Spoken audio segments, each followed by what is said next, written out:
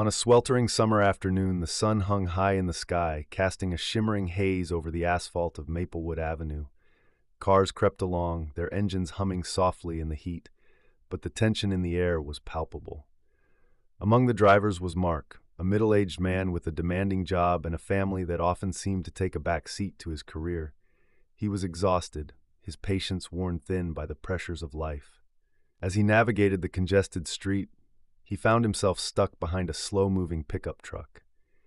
The driver, an elderly man with a weathered face and a straw hat, seemed oblivious to the growing line of cars behind him.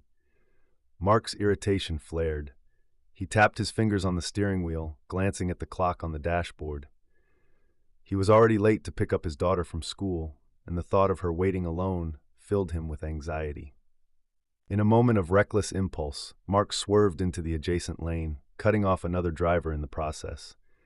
The other driver, a young woman with vibrant purple hair, honked her horn in protest. Mark glared at her through his rearview mirror, his heart racing with anger. He felt justified. After all, he was just trying to get home. But the young woman wasn't about to let it go. She accelerated, pulling up next to him, her face a mask of fury.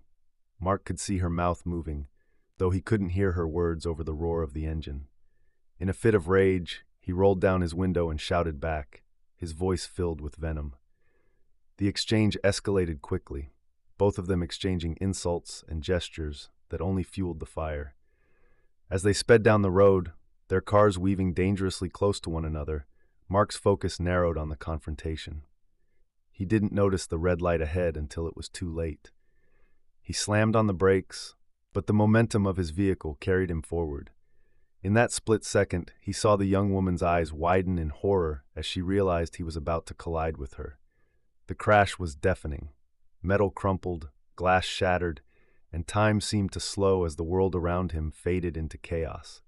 Mark felt a jolt of pain as his airbag deployed, but his mind was consumed with panic. He stumbled out of his car, his heart pounding in his chest, and rushed to the other vehicle. The sight that greeted him was a nightmare. The young woman was slumped over the steering wheel, blood trickling down her face. Her eyes were closed, and the world around him blurred as the reality of what had just happened sank in. He had been so consumed by anger that he hadn't considered the consequences of his actions. Panic surged through him as he fumbled for his phone, dialing emergency services with shaking hands. As he waited for help to arrive, he knelt by her side, whispering apologies that felt hollow in the face of such devastation. He could hear the distant wail of sirens approaching, but all he could think about was the life he had just shattered in a moment of reckless rage. When the paramedics arrived, they worked swiftly, but Mark could see the grim expressions on their faces. He was ushered away, his heart heavy with dread.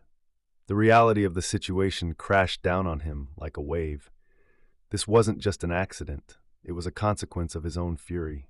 Days turned into weeks, and the weight of regret settled heavily on Mark's shoulders. He learned that the young woman had not survived the crash. Her family was left to mourn a life cut short, while he faced the repercussions of his actions. The anger that had once fueled him now consumed him with guilt and sorrow.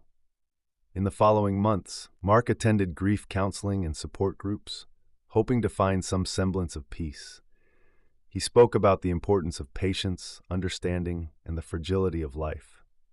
He shared his story, hoping to prevent others from making the same mistake he had.